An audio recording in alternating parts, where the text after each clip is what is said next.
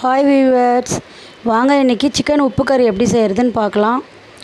அடுப்பில் பேன் வச்சுட்டு ஒரு 100 மில்லி எண்ணெய் ஊற்றிக்கோங்க. எண்ணெய் ஊற்றி காஞ்சதும் அதில் சிக்கன் கழுவி தண்ணியெல்லாம் ட்ரை பண்ணிவிட்டு அப்படியே ரா சிக்கன் எடுத்து அப்படியே அந்த எண்ணெயில் போட்டுக்கோங்க.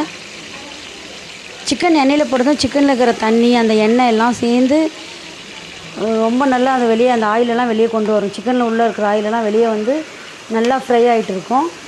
பாருங்கள், இந்த மாதிரி நல்லா ஃப்ரை பண்ண உடனே அதில் இருக்கிற ஆயிலெல்லாம் வெளியே வர ஆரம்பிக்கும். ஃபஸ்ட்டு வந்து சிக்கன் போட்டு நல்லா ட்ரையாக ஃப்ரை பண்ணணும். அதில் இருக்கிற ஆயிலெல்லாம் வெளியே வந்த உடனே மஞ்சள்தூள் சேர்த்துக்கோங்க. இந்த சிக்கன் வந்து ப்ளைனாக எந்த அதிகமான மசாலா எதுவுமே இல்லாத செய்கிறது. பாருங்கள், இந்த மாதிரி அதில் இருக்கிற நம்ம ஊற்றின ஆயில், சிக்கனில் இருக்கிற தண்ணி ஆயில் எல்லாம் கலந்து வெளியே வரும். இந்த ஸ்டேஜில் அதுக்கு தேவையான அளவுக்கு உப்பு போட்டுக்கோங்க. உப்பு அதிகமாக போடக்கூடாது, கொஞ்சம் கொஞ்சமாக பார்த்து தான் போட்டுக்கணும். இது உப்பு கறின்றதுனால உப்பு போடணுன்றது கிடையாது, கொஞ்சமாக பார்த்து உப்பு போடணும். மறுபடியும் தேவைப்பட்டால் போட்டுக்கலாம். மிளகாத்தூள் 1 ஸ்பூன் போட்டுக்கோங்க. நல்லா ஒரு கோபுரம் அளவுக்கு 1 ஸ்பூன் போட்டிங்கன்னா கரெக்டாக இருக்கும். 1/2 கிலோ சிக்கனுக்கு 1 ஸ்பூன் மிளகாத்தூள் சரியாக இருக்கும். பாருங்கள், அந்த சிக்கனில் இருக்க தண்ணியெல்லாம் ட்ரை ஆகிட்டு அதில் இருக்கிற ஆயிலெல்லாம் வெளியே வர ஆரம்பிக்குது. நாம் ஊற்றின ஆயிலோடு சேர்த்து இந்த ஆயிலும் வெளியே வரும். சிக்கனில் இருக்கிற ஆயிலும் ஃபேட்டும் வெளியே வரும். நல்லா இந்த அளவுக்கு அடி பிடிக்கும் போது நல்லா சுரண்டி விட்டு நல்லா ஃப்ரை பண்ணிக்கோங்க. பாருங்கள், இந்த அளவுக்கு அப்படியே வெந்துட்டுருக்கும். பச்சை கருவேப்பிலை இருந்தால் ஒரு பிடி கருவேப்பிலை போட்டுக்கோங்க. நாம் இப்படி போடுற இந்த பச்சை கருவேப்பிலை இந்த டிஷ் கடைசியில் ஃபினிஷ் ஆகும்போது மொறுமொறுன்னு ஆகிடும். அதில் இருக்கிறது கருவேப்பிலையோடு இந்த சிக்கன் சேர்த்து சாப்பிட நல்லாயிருக்கும். நிறைய தாபா ஹோட்டலுக்கெல்லாம் போனீங்கன்னா இந்த மஞ்சத்தூளோடு கலந்து வச்சுருப்பாங்க. பாதி எலுமிச்சி பழம் போட்டு புழிஞ்சு விட்டுக்கோங்க. தாபா ஹோட்டலில் மஞ்சள் உப்பு எல்லாம் கலந்து அதை எண்ணெயில் போட்டு நம்மளுக்கு உப்பு கறின்னு கொடுப்பாங்க. நாம் வந்து எண்ணெய் அதிகமாக ஊற்றாமல் ஷாலோ ஃப்ரை மாதிரி இந்த மாதிரி பண்ணிக்கலாம். நல்லா அந்த எலுமிச்சி பழம் அதெல்லாம் டேங்கி டேஸ்ட் கொடுக்கும். அதில் நல்ல உப்பு சரி அப்பப்போ ஒரு சாப்பிட்டு பார்த்து உப்பு போட்டுக்கோங்க. ரொம்ப உப்பு போட்டுட்டிங்கன்னா கறி வந்து ரொம்ப உப்பாயிடும். பிளாக் பெப்பர் வந்து சும்மா ஒரு 20 பீஸ் எடுத்து நல்லா க்ரஷ் பண்ணி இதில் போட்டுக்கோங்க. இதோட ஸ்பைசிக்கு இது மட்டும் தான் சேர்த்துவோம், வேறு எதுவும் தேவைப்படாது. காஞ்சி மிளகா தேவைப்பட்டால் நீங்கள் கிள்ளி போட்டுக்கலாம்.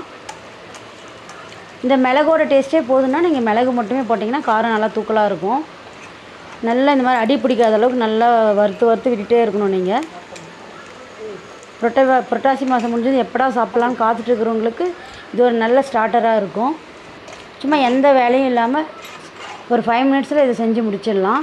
பாருங்கள், அதில் இருக்கிற எண்ணெய்லாம் சுண்டி நல்லா ஒரு ஸ்நாக்ஸ் மாதிரி ஆகிடும். இது மொறுமொறுன்னு இருக்கும். சாப்பிட உப்பு கறி சூப்பராக டேஸ்ட்டாக இருக்கும்.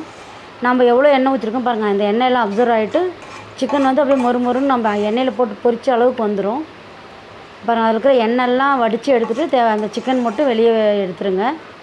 அந்த எக்ஸஸ் இருக்கிற அந்த மசாலாவில் கொஞ்சம் சாதம் போட்டு நல்லா கலந்து விட்டு சாப்பிட்டிங்கன்னா சூப்பராக இருக்கும். இந்த சிக்கன் வந்து தயிர் சாதத்துக்கு ரொம்ப காம்பினேஷனாக இருக்கும். உங்களுக்கு நல்லா கொலன்னு தயிர் சாதம் செஞ்சு அதுக்கு சிக்கன் வச்சு இது சாப்பிடும்போது ரொம்ப டேஸ்ட்டாக இருக்கும்.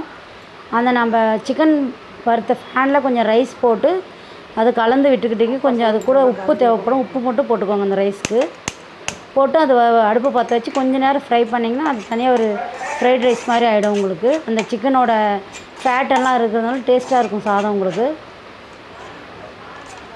நல்லா சாதம் போட்டு கலந்து வறுத்து விட்டுக்கோங்க. அந்த ரைஸ் அப்படியே நல்லா மொறுமொறுன்று வந்துடும் உங்களுக்கு. அந்த சிக்கன் கூட சேர்த்து சாப்பிட சூப்பராக இருக்கும். இந்த சிக்கன் கூட பரோட்டா இதெல்லாமே சைட் டிஷ்ஷாக வச்சு சாப்பிட்லாம், நல்லாயிருக்கும். அப்புறம் அந்த பானலில் சுத்தமாக இது பண்ணி போட்டுக்கோங்க. அதை